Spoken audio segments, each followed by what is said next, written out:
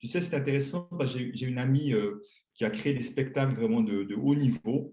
Et un jour, je la faisais venir à la maison, je dis, écoute, j'ai envie de te parler de ce truc-là parce que toi j'avais voir comment ça résonne pour toi. Elle n'est pas du tout dans ce monde de ce questionnement, mais je lui partage un peu en quelques mots les grandes lignes des principes sources et tout. Et je lui dis, et alors, comment ça résonne? Elle me dit, mais Christian, c'est exactement ça. Tu sais ce que je faisais? Comme je voulais un peu encourager les jeunes, je leur donnais des morceaux à faire du spectacle.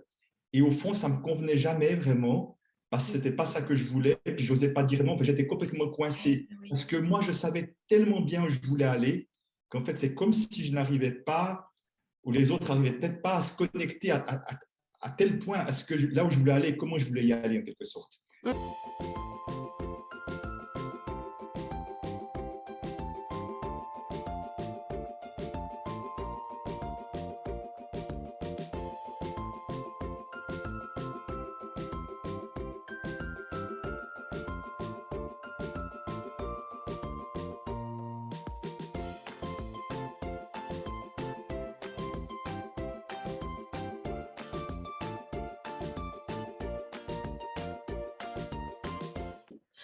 Bienvenue dans La Forêt qui pousse, l'émission des multipassionnés qui changent le monde. Et donc aujourd'hui, je suis avec Christian Junot. Bonjour Christian.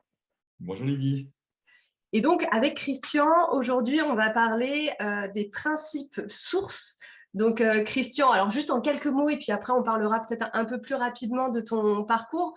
Toi, tu es le spécialiste français, on va dire, du moins dans la francophonie, de la relation à l'argent. Je pense que dans notre réseau de La Forêt qui pousse, il y a sûrement déjà pas mal de personnes qui te connaissent avec cette casquette-là, mais tu es aussi spécialiste de la personne source, et donc ça va être l'objet de cette interview. On va aller se focaliser vraiment sur ce sujet. Et puis, la question de la relation à l'argent fera l'objet aussi d'une prochaine interview ensemble, voilà, qui est déjà prévue et déjà dans les tuyaux. C'est parfait, en tout cas, ça me va très bien comme ça. Donc, c'est bien ça, effectivement. C'est le deuxième thème. Il est tout aussi important, mais c'est vrai que je suis plus connu sur le premier. Ouais. Et alors, est-ce que en quelques mots, tu peux nous expliquer principe source, personne source, qu'est-ce que ça veut dire, de quoi il s'agit?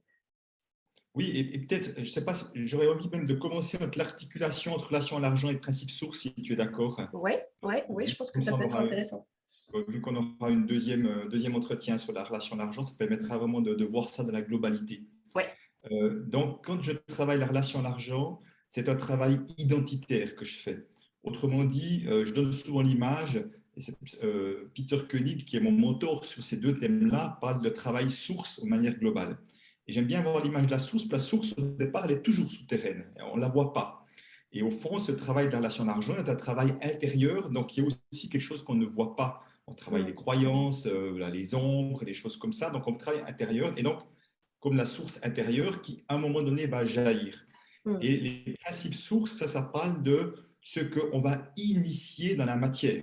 Donc, ce qu'on initie comme projet, qu'il soit privé ou professionnel d'ailleurs, quand ça part de nous, c'est-à-dire qu'on y amène inévitablement sa couleur, et on voit très bien que la couleur n'est pas la même suivant la même personne.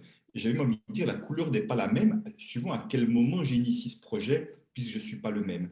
Donc, quand je travaille la relation d'argent, on travaille des choses intérieures, ce qui fait que ça va changer des choses de la matière, de la manière dont je vais moi-même initier mes projets, y compris potentiellement gagner de l'argent, bien évidemment. Ok. Et donc, du coup, ce que j'entends là dans ce que tu dis, Christian, c'est que finalement, à partir du moment où on impulse un projet, que ce soit un projet professionnel ou un projet privé, on est la personne source de ce projet, c'est ça? Oui, effectivement. Donc, la personne source, c'est vraiment celle qui fait le premier pas. J'aime bien quand Peter Koenig dit même celle qui prend le risque de faire le premier pas. Je vais revenir peut-être là-dessus, c'est important de voir c'est quoi cette notion de risque, de faire le premier pas dans l'idée de concrétiser, de matérialiser un projet. C'est-à-dire que aussi longtemps que j'ai une idée, parce qu'on peut tous avoir plein d'idées au fond de nous, hein, on a avoir des tonnes d'idées, mais aussi longtemps que je ne fais rien pour concrétiser ce projet, je ne suis pas encore personne source. C'est juste une idée qui est là, comme ça, quelque part, comme dans une boîte, tu vois, mais que je n'ai pas sorti de la boîte. Ouais. Et donc, ce premier pas, qu'est-ce que c'est? Ça peut être parfois, ça pourrait être de réserver un site sur Internet, ça pourrait être de parler à quelqu'un dans l'idée de coopérer avec lui, ça pourrait peut-être de commencer à écrire, si mon projet c'est un livre, de commencer à écrire une première page, enfin, de chercher un coach pour m'accompagner. Enfin, il y a plein de premiers pas possibles, différents. Et pourquoi le risque? C'est que dès le moment où on va commencer à exposer l'idée qu'on a, il y a le risque parfois qu'on nous prenne pour un dingue, pour un rêveur, pour un utopiste. Voilà. Et je pense que dans les personnes parmi ton réseau, il y en a qui ont des projets complètement novateurs. Et parfois, on va se dire, non, mais celui-ci-là, il n'est pas concret. Quoi. Voilà. Donc, ça, c'est déjà un premier risque parce que ça ne fait jamais plaisir que tu es enthousiaste avec un projet, on aimerait recevoir de l'encouragement plutôt que des gens qui ont plutôt tendance à critiquer le projet. Un deuxième risque, je dirais, qui est moindre, mais pour certains, je vois que ça a de l'importance, pas pour moi. Certains ils disent, dès le moment où je parle de mon projet, on peut me le piquer. On peut me piquer il y a des l'idée, peurs. voler l'idée. Donc, il peut y avoir cette peur-là, mais on voit que cette peur, elle nous appartient aussi. Aussi. Ça peut être une deuxième chose, effectivement. Ouais. Et alors, ce qui me vient là en t'écoutant, Christian, c'est le lien en fait finalement entre la personne source et puis finalement ce qui peut se passer dans un projet collectif et à plus forte raison dans un projet qui se veut coopératif. Moi, j'accompagne des projets coopératifs et c'est vrai qu'il peut y avoir cette, comment dire, cette confusion entre je veux un projet coopératif dans lequel chacun va avoir sa place, va pouvoir apporter ses talents, va pouvoir apporter ce qu'il a de meilleur en fait pour s'épanouir et épanouir le projet. Et en même temps, cette difficulté souvent pour la personne source de ce projet, donc la personne qui a l'initiative, comme tu l'expliquais tout à l'heure, de prendre aussi sa juste place. Est-ce que tu peux nous en parler un petit peu? Comment ça résonne pour toi? Oui, alors complètement, mais peut-être avant, j'aurais envie d'ajouter un complément pour vraiment que ça soit bien clair ce que je vais répondre par la suite. Oui. La singularité de la personne source, donc la personne à travers lequel vient l'idée d'un projet, parce que quand je dis à travers lequel, après chacun aura ses propres réponses. Est-ce que le projet, c'est quelque chose que je mijote en moi? Est-ce que c'est un truc qui me vient de je ne sais pas où, tu vois, qui me traverse à travers moi? Donc, chacun aura ses propres réponses et ses propres expériences. Je n'ai pas de réponse juste ou fausse à ça. Donc, dès le moment où ça vient à travers moi, que j'initie quelque chose, j'ai un lien particulier et singulier à ce projet, puisque je l'ai porté consciemment ou inconsciemment pendant un certain temps, parfois pendant de très nombreuses années, ou parfois ça peut être juste l'espace d'un instant, encore une fois c'est très, très variable, et que j'ai un lien particulier avec ce projet. D'ailleurs, c'est intéressant de voir combien de fois, dans un projet professionnel, on parle du projet en disant « c'est son bébé ». On parle d'un projet. Quand on dit « c'est son bébé », ça parle quand même bien d'un lien pour le moins particulier et singulier. Et je donne souvent cette image-là en disant, même en tant qu'homme, j'ose le dire, une femme qui a porté un enfant et qui l'a mis au monde aura un lien particulier et unique avec cet enfant-là que les autres femmes, mères de famille, savent ce que c'est, mais n'auront jamais le même lien avec cet enfant-là. En général, les femmes me disent oui, c'est vrai. Donc, j'ose le dire. Oui. Pour l'avoir vécu, oui, effectivement, je suis d'accord avec toi. Voilà. Donc, en fait, c'est un peu la même chose avec le projet. C'est-à-dire que si c'est un projet qui me tient à cœur, qui vient à travers moi, j'ai un lien particulier et unique, ce qui fait que les autres peuvent aimer le projet, mais c'est comme s'ils n'auront jamais le même lien, si on veut. Et en tant que personne source, je suis porteur de l'essence, de l'âme du projet, de la partie invisible, tu vois. C'est vraiment de ça que je suis. Parce qu'au fond, je parlais tout à l'heure de couleurs, c'est sûr que dans mon projet, j'ai envie d'y amener mes valeurs. Parce que c'est important, je ne peux pas amener un projet qui va à l'encontre de mes valeurs, ce n'est pas possible. Et donc, je vais amener mes valeurs, je vais amener vraiment beaucoup de moi si ce projet a de la valeur et du cœur. Et c'est dans ce sens-là que j'ai un lien particulier, singulier avec le projet. Donc déjà, c'est peut-être ça à comprendre pour après comprendre quelle est la place singulière de la personne source et quelle est la meilleure place pour les autres aussi. Je ne sais pas si c'est déjà clair quand je dis des choses comme ça. Écoute, pour moi, ça l'est. J'espère que ça le sera aussi pour les personnes qui nous écoutent. Et du coup, est-ce que ce que tu veux dire là, c'est que dans un projet, que ce soit un projet individuel, mais forcément à plus forte raison dans un projet collectif, la personne source, elle a une place particulière. Comment ça se passe? Alors, elle a une place particulière, donc pas dans le sens forcément, tu vois, parfois on dit, ah ben ça doit être le leader, ça doit être le directeur, parfois ça l'est, parfois ça ne l'est pas, ça c'est pas important. Mais disons qu'en tant que personne source, le rôle vraiment singulier de la personne source, c'est de mettre de la clarté et de définir le prochain pas au service du projet et de le nommer bien avant. Donc mettre de la clarté, Peter Koenig disait la personne source, c'est 80% du temps, elle est dans le doute.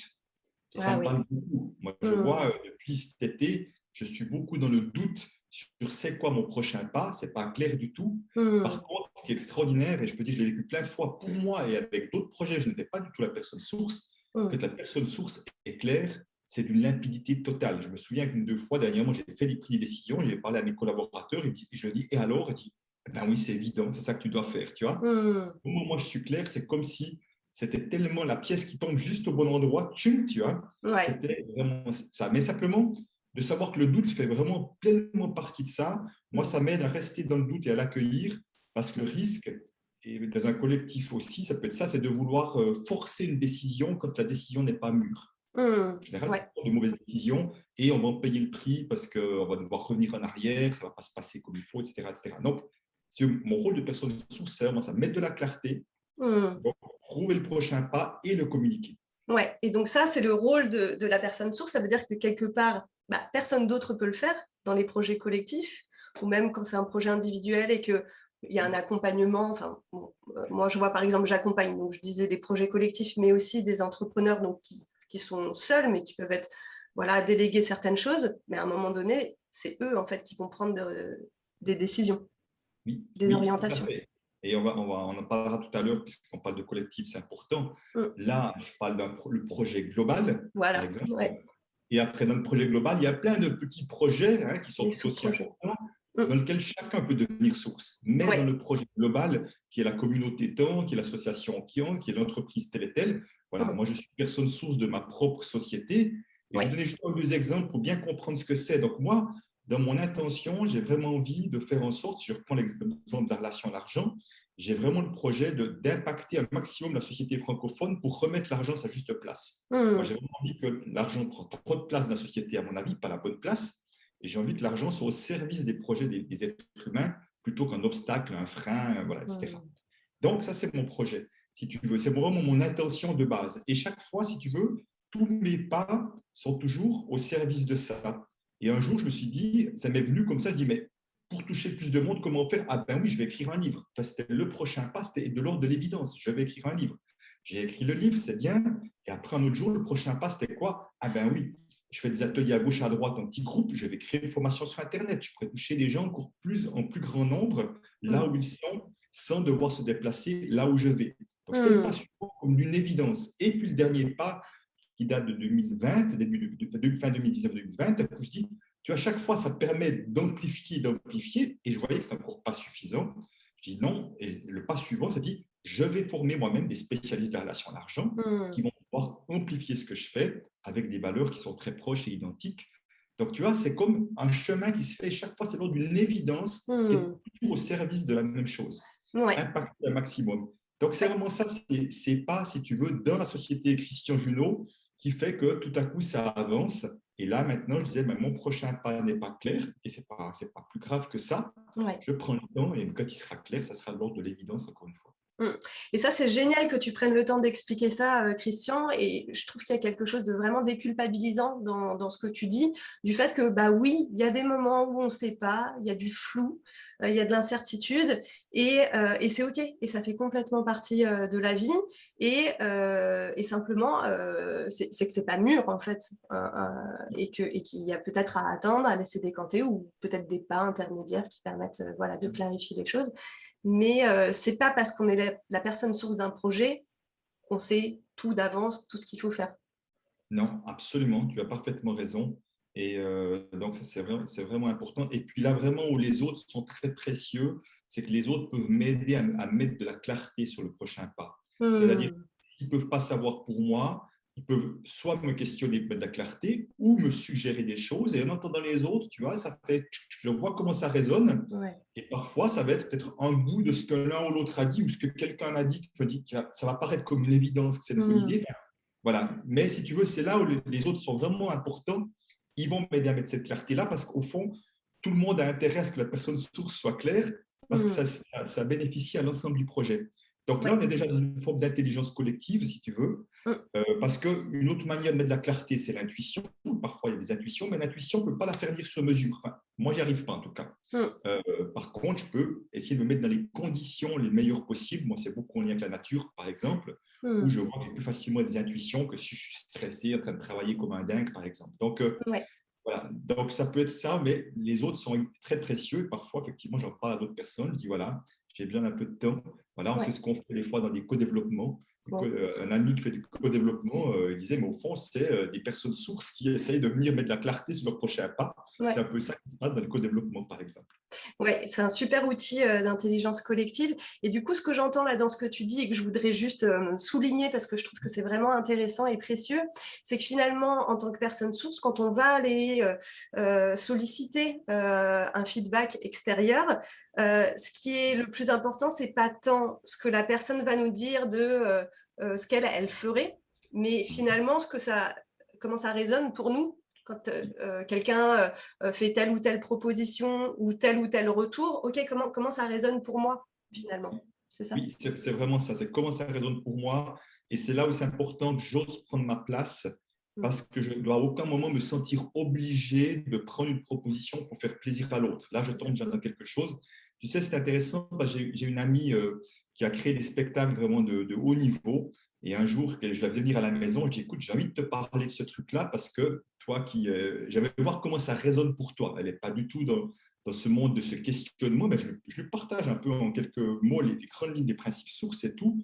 Et je lui dis, alors, comment ça résonne? Elle me dit, mais Christian, c'est exactement ça. Tu sais ce que je faisais? Comme je voulais un peu encourager les jeunes, je leur donnais des morceaux à faire du spectacle. Et au fond, ça ne me convenait jamais vraiment parce que ce n'était pas ça que je voulais. Et puis, je n'osais pas dire non. J'étais complètement coincé. Parce que moi, je savais tellement bien où je voulais aller qu'en fait, c'est comme si je n'arrivais pas, ou les autres n'arrivaient peut-être pas à se connecter à tel point à là où je voulais aller, comment je voulais y aller en quelque sorte. Donc, si tu veux, c'est comme si à un moment donné, elle voulait laisser un bout de sa source à l'autre, mais ça ne correspondait pas parce que c'était une forme de… ça n'est pas du bon endroit intérieur pour ça. Ouais. Et elle le sentait quelque part. Oui, elle le sentait effectivement. Sans pouvoir forcément nommer ce qui se jouait derrière. Et alors, c'est chouette, ça fait une passerelle avec un autre sujet que tu as commencé à évoquer un petit peu tout à l'heure, qui est finalement comment on fait en tant que personne source d'un projet collectif pour faire en sorte que chacun puisse prendre sa juste place. Tu parlais un petit peu tout à l'heure du fait qu'il y avait des projets dans le projet et que finalement, il peut y avoir des personnes sources plusieurs en fait dans un projet. Est-ce que tu peux nous en dire un petit peu plus? Oui, tout à fait. C'est-à-dire qu'il y a un moment donné où, dans un projet, si je lui donne un peu d'ampleur, inévitablement, je vais devoir m'entourer d'autres personnes. Je peux rester moi à moi, mais ça va être limité. Et à un moment donné, d'entourer d'autres personnes, ça paraît nécessaire, voire même indispensable, ça va donner un peu d'ampleur à un projet. Et j'ai envie de l'amener par un exemple concret aussi. Je me souviens d'une fois dans un atelier, j'ai d'abord organisé des ateliers pour Peter Koenig, qui est lui-même qui a amené ces principes-là. Et juste comme la petite histoire, lui dit, je n'ai rien inventé, j'ai juste mis en mots ce qui a toujours existé, mais qu'on ne trouve dans aucun livre de management. D'ailleurs, peut-être certains qui nous écoutent connaissent Frédéric Laloux, voilà, bien connu dans ce domaine-là. Et Frédéric Laloux connaît bien Peter, mais il ne le connaissait pas au moment où il a écrit son fameux livre. Et ils ont beaucoup discuté. Et maintenant, il fait lui-même la promotion des principes sources parce qu'il voit à quel point, au fond, il y a toujours une personne source derrière ces grands changements d'entreprise et que c'est important que cette personne-là soit reconnue d'ailleurs aussi. Ouais, je fais une petite parenthèse. Frédéric Laloux en parle d'ailleurs beaucoup dans son livre Reinventing Organizations. Alors, mon accent anglais, hein, il vaut ce qu'il vaut. Mais, et d'ailleurs, livre qui est en français hein, à l'intérieur, qui est traduit. Et justement, il parle aussi de la place de cette personne source. Alors, il ne la nomme pas comme ça, mais en tout cas de l'impulsion et de la couleur aussi que met la personne qui est à l'origine du projet. Voilà, c'est une petite parenthèse aussi. Ouais. Donc, ça pour dire en tout cas, parce qu'il est souvent mis en évidence dans cette notion de changement, c'est de voir que pour lui, ça l'inclut complètement, même s'il ne connaissait pas, mais après il en a parlé dans d'autres livres, après d'ailleurs dans des vidéos également, il en parle aussi. Donc, je reprends l'exemple, donc il y a deux personnes qui viennent une fois dans un atelier puis qui disent, ils ont un projet, c'était de créer un nouvel hôtel. Un hôtel, voilà. Alors, après, première chose, ils sont deux. OK, qui est le premier qui a eu l'idée et qui a eu l'impulsion? C'est moi l'impulsion. Bon, là, c'était très clair, très net. C'était un et qui en avait parlé à l'autre. Donc là, il n'y a pas de confusion possible. Parce que des fois, les gens ne disent plus vraiment. Ça arrive. Mais là, c'était vraiment ça. Et on dit, mais au fond, un hôtel, on sait tous une chose sûre, c'est qu'un hôtel, c'est un endroit où on va dormir. Ça, on est sûr à 100%. Mais ça s'arrête là. D'accord que je dis un hôtel, ça ne donne pas beaucoup d'informations sur à quoi va ressembler l'hôtel. Donc, c'est là que d'un coup, on demande à la personne source, et alors cet hôtel-là, à quoi il va ressembler? Tu vois, quelque part, c'est quoi ton idée? Et puis, tu dis, ah oui, c'est un hôtel en montagne avec des beaux matériaux, du bois, de la pierre. Ça sera plutôt pour des jeunes branchés. On va faire vraiment une belle décoration, une cuisine de qualité, voilà, vraiment une nouvelle tendance, etc. Ben, il commence à donner de la couleur. D'un coup, on commence à l'imaginer, cet hôtel. C'est plus un simple hôtel, mais on commence à imaginer ça. Donc, tu vois, ce n'est pas juste un hôtel, c'est beaucoup plus que ça. Il a déjà une perception de comment on va y vivre dedans, quel sera un peu le genre d'accueil, enfin, la chaleur humaine ou pas qu'il y aura dedans. Tu vois, on voit très bien entre un Formule 1 et d'autres hôtels, on voit des nuances quand même. Hein. Ouais. Donc, à un moment donné, voilà, mais si tu veux, ce qu'on sent déjà, c'est que quand une personne source parle de son projet, elle est habitée par le projet. Ouais. Parfois, elle a comme de la peine à mettre des mots, même si au fond d'elle, c'est clair. C'est comme si traduire un mot, ce n'était pas toujours facile, mais on sent qu'elle est habitée. Et j'ai envie de faire une petite parenthèse, parce que je trouve très, très belle cette parenthèse. Pour ceux qui ont vu qui ont aimé comme moi le film Bohemian Rhapsody sur le film de sur Queen, Ouais. voilà, on voit à un moment donné à quel point Freddie Mercury est source. Et quand il est dans le studio et qu'il vient parler de son album live, opéra, enfin, il y a le titre Bohemian Rhapsody, je ne sais plus comment s'appelle l'album, et qui commence à expliquer ça, on voit très bien la personne source qui vont faire quelque chose de classique et tout, qui en parle, c'est vraiment typique où tout à coup les autres, à part un, disent ah ouais, on voit les autres sont comme subjugués. Voilà. Ça, c'est vraiment il y a un élan, il se passe quelque chose. Quoi. Ouais. Voilà, c'est ça. Il y a une énergie, il y a quelque chose, il est vraiment habité par ça. Quoi. Et donc, mais à un moment donné, tu vois, un hôtel, c'est bien joli, donc il explique tout ça. Et peut-être qu'en expliquant ce projet, il y a une personne qui va venir vers lui qui va dire écoute, alors moi, ton hôtel, je vois tout à fait le style de décoration qu'on pourrait mettre qui correspond à ton style. Moi, j'adore la déco et vraiment, voilà ce que je vois et tout et tout. Puis la personne, effectivement, si ça matche entre eux, s'ils sentent que ça correspond, ils disent waouh, génial. Moi, la partie décoration, tu deviens la source de cette partie-là. Sur cette partie, tu sais mieux que moi et tu prends la responsabilité de ça. Et je te délègue cette responsabilité. Un autre va venir en disant ah oui, en cuisine, tout à fait le genre de cuisine que tu parles. Moi, j'adorerais pouvoir participer, contribuer à ça. Et puis, effectivement, ils vont discuter. Puis, OK. Et la personne source, ce n'est pas elle qui va dire qu'est-ce que tu vas mettre au menu.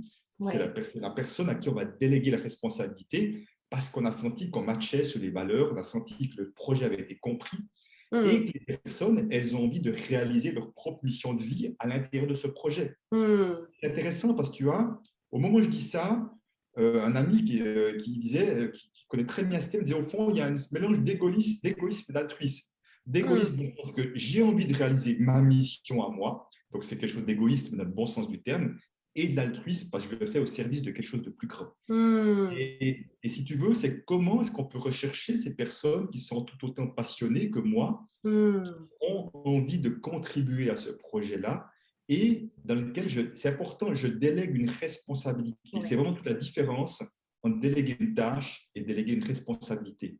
Moi, j'ai vu que les personnes qui travaillent pour moi, au début, je ne me rendais pas compte, mais je leur déléguais des tâches. Je leur disais ce qu'elles devaient faire et comment elles devaient le faire. Jusqu'à un jour où j'ai compris ça, je dis non. Dans leur domaine, elles savent mieux que moi, je leur délègue une responsabilité. Donc, c'est-à-dire qu'elles ont beaucoup plus de pouvoir, elles savent mieux que moi et j'attends d'elles qu'elles m'amènent des idées, qu'elles amènent des innovations, etc., qui viennent bonifier mon projet dans leur partie, si tu veux. Il y a plus de liberté pour elles. Voilà, c'est plus joyeux pour tout le monde, en quelque sorte. Ah oui, c'est plus épanouissant aussi. Il arrive parfois que peut-être qu'on peut commencer par déléguer les tâches jusqu'à que la confiance soit peut-être de mise et qu'on sent qu'on peut aller plus loin. Ça peut être un chemin aussi, et il n'y a rien de grave à ça, j'ai envie de dire. Mais tu vois, c'est qu'à un moment donné, c'est vraiment comment des personnes peuvent venir à moi parce qu'elles aiment ce projet. Bien évidemment, qu'elles aiment le projet, souvent elles aiment l'énergie de celui qui tient le projet, parce que ça va avec, bien évidemment.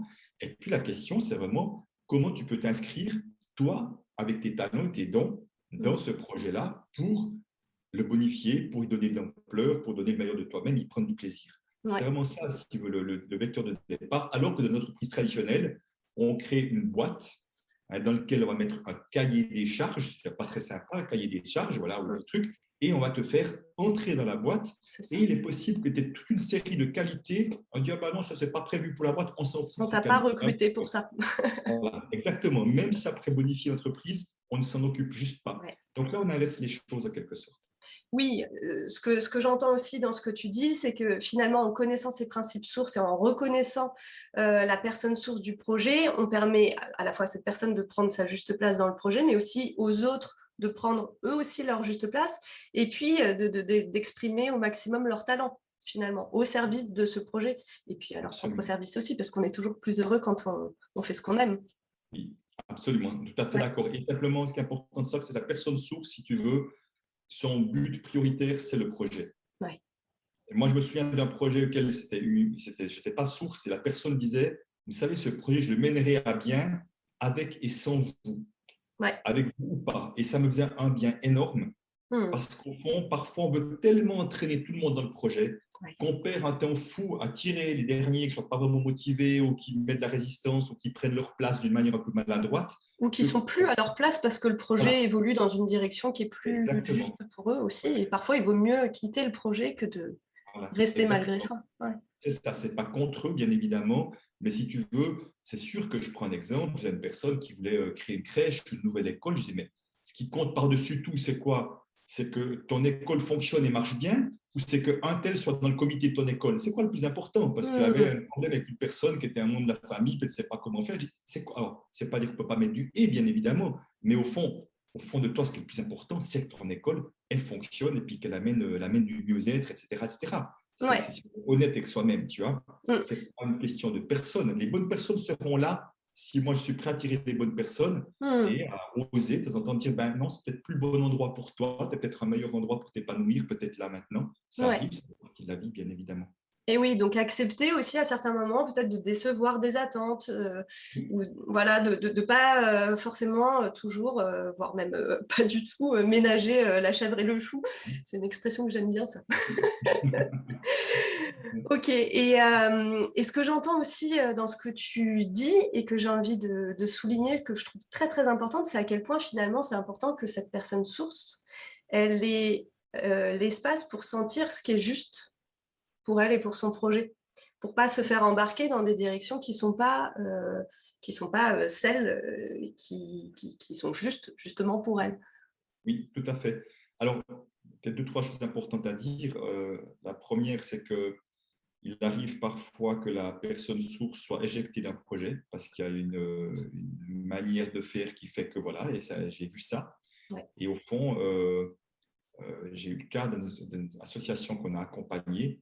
Et c'est intéressant parce que c'était la personne source, mais qui n'était pas reconnue comme telle parce qu'elle avait repris la main de quelqu'un d'autre. Elle n'avait pas été reconnue comme telle. Pourtant, c'était bien à elle qu'on avait transmis, ça, on a eu des confirmations, qui avait été transmis, le bâton en quelque sorte, ou le bâton d'estafette, tu vois.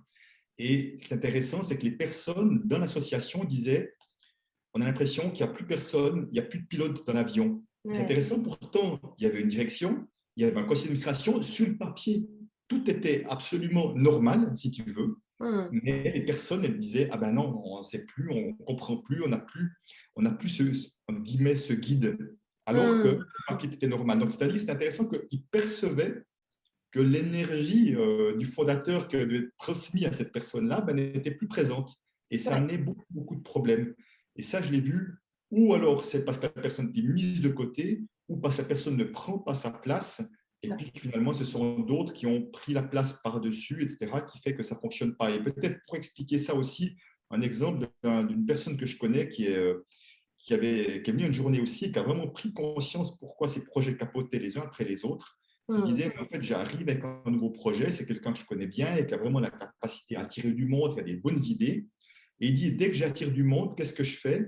Pour ne pas prendre trop de place, je prends du recul dans le projet pour que les autres prennent leur place. Donc, c'était une super idée et il y avait de l'enthousiasme au début, puis petit à petit, il ne se passait plus rien, les projets tombaient à l'eau. Alors souvent, ils étaient en phase de test, ça marchait bien, mais au fond, parce qu'il ne prenait pas sa place. Et après, c'est bien sûr que si on a de la difficulté à prendre sa place, ça ne tombe pas de nulle part, ça tombe pas, c'est pas un fruit du hasard.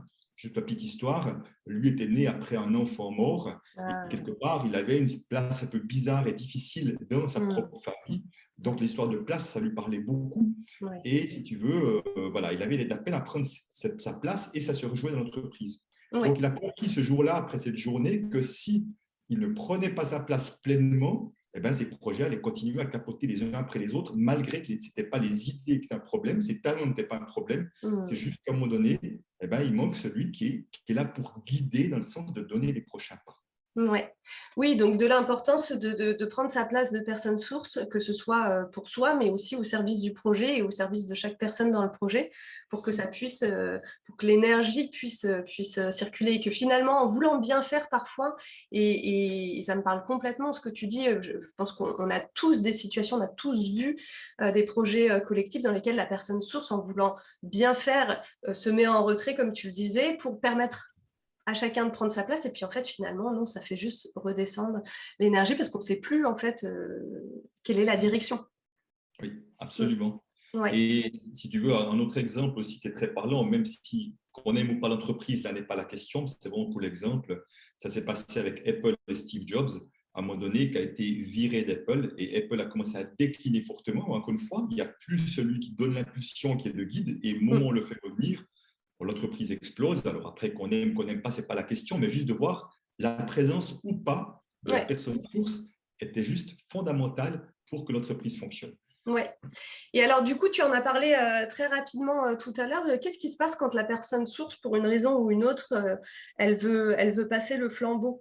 Moi, par exemple, dans mon expérience d'accompagnement, j'ai vu des cas de personnes sources qui, suite à un burn-out, par exemple, décidaient de quitter le navire. Et du coup, finalement, il n'y avait pas vraiment de passage de flambeau. Comment ça se passe dans ces cas-là? En général, ce qui se passe, c'est que le projet va ou décliner, va peut-être fonctionner, mais pas bien, parce qu'au fond, vraiment, l'idée, c'est comment avoir de la fluidité dans les projets. C'est vraiment ça l'idée de base. Et je vais te donner un exemple personnel pour vraiment bien comprendre ce qui se passe. Moi, j'ai fait beaucoup de communication non violente et j'avais ce qu'on appelle des groupes de pratique. Je tenais un groupe de pratique et à l'époque, j'étais encore banquier. Donc, je faisais ça un soir tous les 2 semaines. Oh, j'adorais, c'était un peu ma bouffée d'oxygène, j'adorais faire ça, il y avait de l'enthousiasme et tout. Et au moment où je me suis mis à mon compte, là, suite à mon licenciement en 2009, en 2010, je me mets à mon compte, et tout à coup, ce groupe-là perd beaucoup d'importance, parce que j'ai un immense projet à mener à bien, et tout à coup, ce truc-là, c'est un à côté.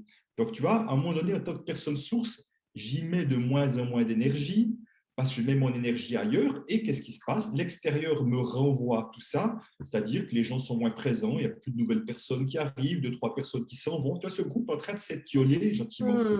Donc, il m'a fallu un peu de temps pour me rendre compte, et tout à coup, je me dis, mais je suis personne source, mais j'aime bien l'image du feu, tu vois. Si tu ne mets pas une bûche dans le feu, ben ton feu, il s'éteint tranquillement. Donc, en tant que personne source, j'ai à mettre une bûche dans le feu, j'ai à maintenir l'enthousiasme dans le projet, l'énergie du projet.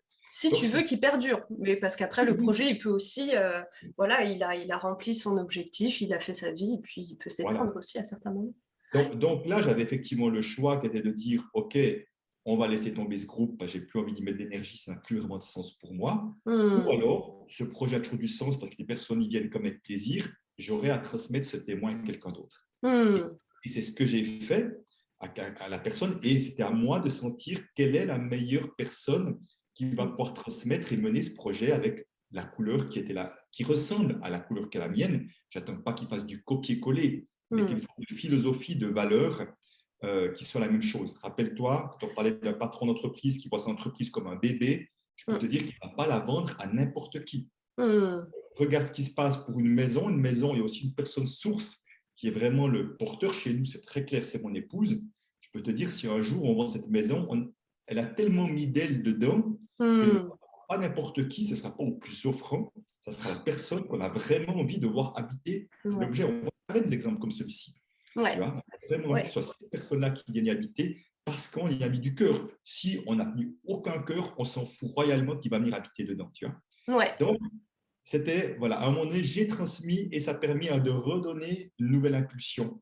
Donc, c'est déjà important de voir que dans les projets qu'on a, il y a des projets à un moment donné, pour X ou Y raison, eh ben non, c'est plus vraiment ça, on n'a plus le feu sacré, on a peut-être envie de mettre son énergie ailleurs. Donc, ou bien on laisse tomber le projet, ou bien on sent qu'il y a quelqu'un qui serait à même de continuer à faire perdurer ce projet d'une meilleure manière que moi. Et là, c'est important de le transmettre pour Ouais. justement Et qu'il y ait quelqu'un d'autre qui le porte.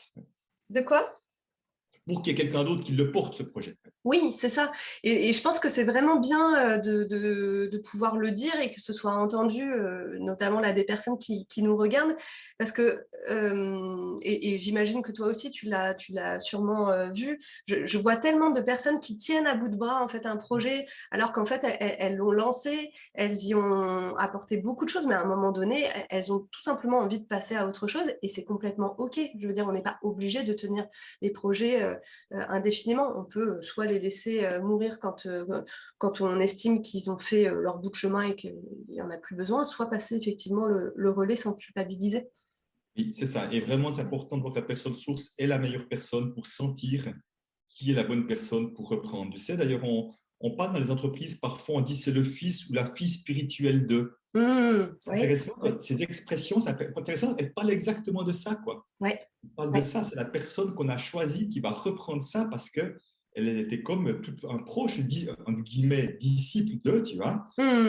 Il se peut parfois que ça pourrait être l'assistante de direction qui a travaillé 30 ans avec la personne, ce serait la personne qui serait le plus habitée par le projet, Ouais. plus que le directeur qui vient de l'extérieur, qui n'a pas porté l'historique et tout ça. Ça pourrait être ça aussi. Ouais. Et en même temps, la personne qui prend le relais, après, fait à sa propre sauce, avec sa propre couleur.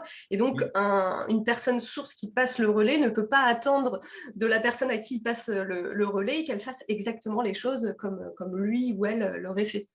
tout à fait, absolument. Ça, c'est Après, important. on transmet à quelqu'un qu'on sent qu'il est la bonne personne pour faire évoluer le projet, Mm, soit en amenant autre chose, mais mm. au moins en gardant souvent la couleur et les valeurs. Souvent, c'est ça qui est important. C'est Ouais. pas, tu vois, on peut amener de la technologie, on peut amener d'autres choses, et on sent que c'est important peut-être de l'amener, mais Mm. tout en gardant peut-être, si pour moi, la chaleur humaine ou le lien avec les collaborateurs est important, j'aurais Ouais. envie de quelqu'un qui sente qu'il est de la même mouvance, en quelque sorte. Ouais, le cœur du projet, la raison d'être, on parle souvent de voilà, la raison d'être du projet, c'est ça, en quelque sorte. Mm. Ok, super. Et alors, en quelques mots, Christian, est-ce que tu peux nous expliquer qu'est-ce qui t'a amené en fait à faire ce travail autour des principes sources et de la personne source dans ton histoire à toi? Mhm. Alors, ben déjà, comme je connaissais bien Peter Koenig, puisque j'étais son organisateur sur la relation d'argent, et de temps en temps, il a parlé un petit peu de ces principes sources, mais sans juste en faisant des allusions. Et un jour, je me souviens, je lui ai dit, mais dis-moi un peu qu'est-ce que c'est en quelques mots. Et il m'a parlé peut-être en une minute et demie, un truc là-dessus, mais j'ai pas tout compris avec ma tête, mais à l'intérieur, ça fait un waouh incroyable. Et je sais que d'autres ont vécu la même chose. Et si tu veux, à force de personnes, je lui dis, mais ça a l'air tellement important, ton truc, serait bien que tu en fasses quelque chose, qu'un jour, lui croyait que tout le monde avait la même connaissance que lui, tout le monde avait compris comme lui. C'était ça, son Ah erreur. oui. Et quand effectivement, j'ai organisé des ateliers pour lui, il est venu animer ça, j'ai vu qu'il y avait une telle puissance et je voyais les résonances pour les personnes. J'ai vu des personnes pleurer parce qu'ils disaient, mais tous mes échecs que j'ai peut-être eus, on trouve une explication, je comprends que j'ai pas osé prendre ma place, qu'il y a eu ci, il y a eu ça, enfin, des trucs comme ça. Je Mm. voyais que ça avait tellement de résonance et de force que moi-même, que j'ai commencé et à les appliquer ou faire partie de projets où d'autres les appliquaient, je voyais à quel point les choses étaient tellement plus fluides, les Mm. choses gagnaient en puissance en quelque sorte. Et, Mm. c'est pour ça que je me suis dit, mais je trouve que ça a tellement de valeur que je trouve dommage que ça ne soit pas transmis, si tu veux. Mm. C'est comme si j'ai eu la chance de recevoir quelque chose d'une forme de sage, parce que Peter, pour moi, est une forme de sage, un créateur de génie, mais aussi un grand sage, je trouve. J'ai eu la chance de recevoir ça, je me dis, mais j'ai pas envie de garder ça juste pour moi, ça n'a Ouais. pas de sens. C'est pour ça que même si la relation d'argent est le cœur de mon activité, ça, je le fais aussi à côté et encore parce qu'encore une fois, c'est complémentaire. Ouais. Pour moi, c'est précieux, ça a beaucoup de valeur.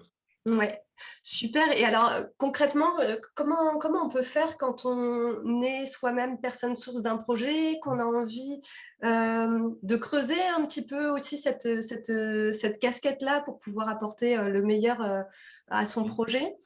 Voilà, C'est alors quoi les déjà, ressources qu'on a aujourd'hui? ou même que tu en es des fois à deux ou à trois dans des entreprises, parce que je vois des fois, comme on a fait venir, que c'est justement pas fluide, on sent que c'est pas tout à fait ça. Hmm. Mais alors, il y a différentes manières, c'est-à-dire que je fais de temps en temps une journée d'atelier là-dessus, parce qu'une journée est vraiment suffisante pour amener les concepts qui sont finalement simples et directs, Mm. et en même temps pouvoir travailler les situations des uns des autres.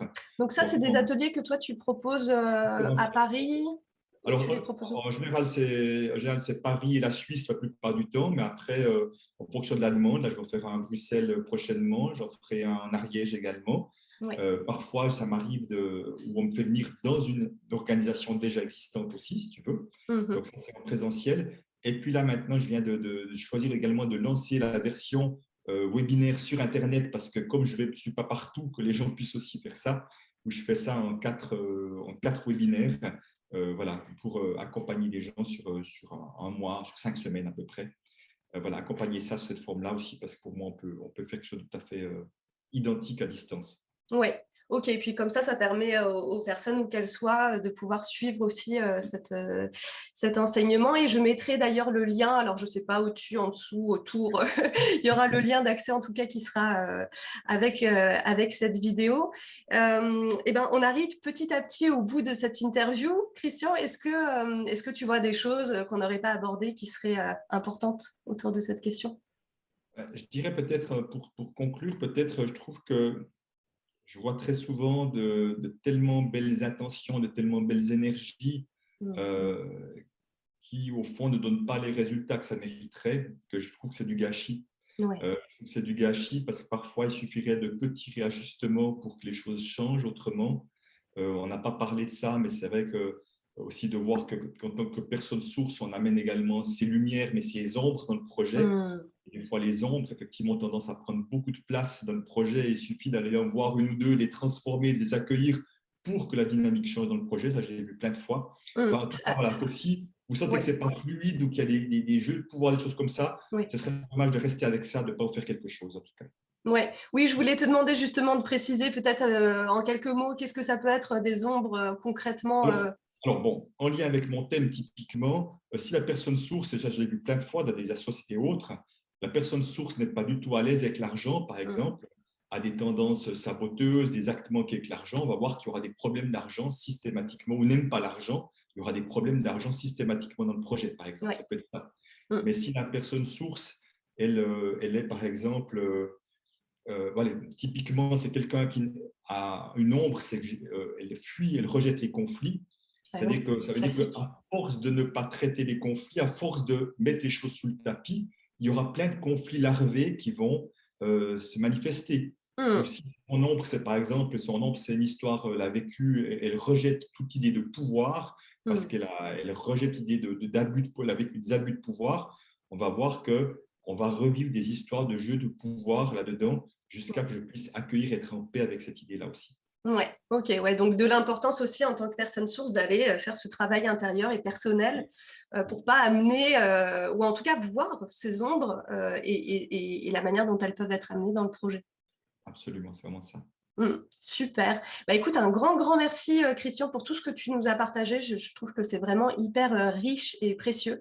J'espère que c'est une source de déclic, qu'il y a des petites graines qui sont plantées pour les personnes qui nous écoutent. Juste si jamais on avait envie d'en savoir plus sur ce que tu proposes, est-ce que tu peux nous dire le nom de ton site internet Oui, alors pour aller creuser? www.cjunoconseil au singulier.com. Voilà, donc Juno avec un D au bout, comme c'est notre indiqué sur la vidéo. Ok, super. Donc, je mettrai aussi le lien, pareil, au-dessus, en dessous, je sais pas. Et puis, ben, écoute, encore un grand merci à toi, Christian. Et puis, donc, je le disais au tout début en introduction, on a prévu une seconde interview, donc cette fois-ci, qui sera sur le thème de la relation à l'argent. Donc, si vous êtes intéressé par cette thématique, que moi, personnellement, je trouve vraiment très intéressant, abonnez-vous. Voilà, il y a une petite cloche. Abonnez-vous et puis comme ça, vous serez informé quand la prochaine vidéo sortira. Et puis, ça vous permettra aussi de découvrir toutes les autres interviews de personnes inspirantes de la forêt qui pousse. Voilà, je vous dis à tout bientôt et puis à très bientôt, Christian. Au revoir tout le monde, merci Lydie, au revoir. Au revoir.